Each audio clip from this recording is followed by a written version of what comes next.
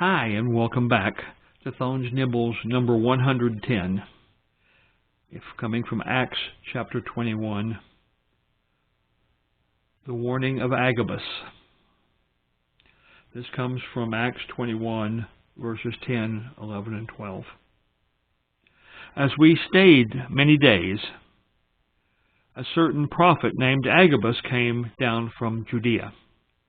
When he had come to us, he took Paul's belt, wound his own hands and feet, and said, "Thus says the Holy Spirit, so shall the Jews at Jerusalem bind the man who owns this belt, and deliver him into the hands of the Gentiles." Now when we heard these things, both we and those from that place pleaded him not to go up to Jerusalem. This comes as the completion of Paul's third missionary journey.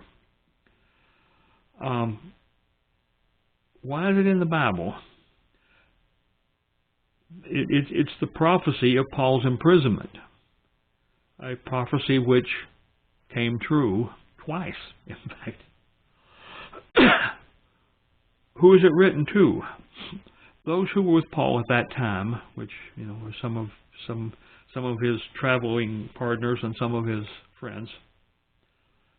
The communications.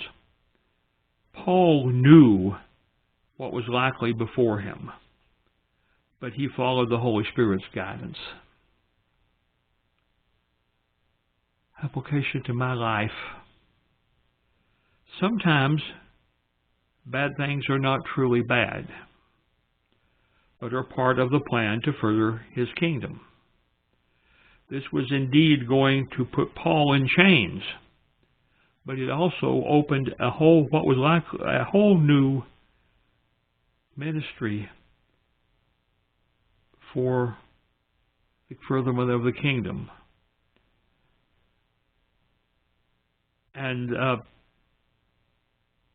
that's kind of an interesting thing. He gets put in chains. Eventually he winds up in chains in Rome. And Paul, being who he is, he preached to every single person who came into where he was, which included a great deal of Caesar's staff, lots of Roman soldiers, and there's this innumerable people who came in to visit him over the years he was there. And it says elsewhere, which in areas that we will be seeing when we get to the epistles of Paul, that he, in fact, preached to every one of them and had many converts. Even in Caesar's own servants, he had converts.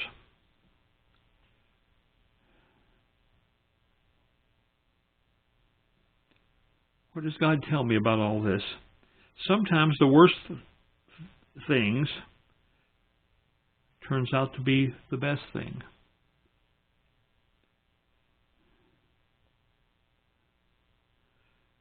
A personal response. Lord, shape our lives as you see fit for the furtherment of your kingdom. That is, God knows what's best for us, independent of what we may think. So we must set our minds to be at His will whenever He suggests a new thing for us to do. So that completes this one, and we'll see you again next time.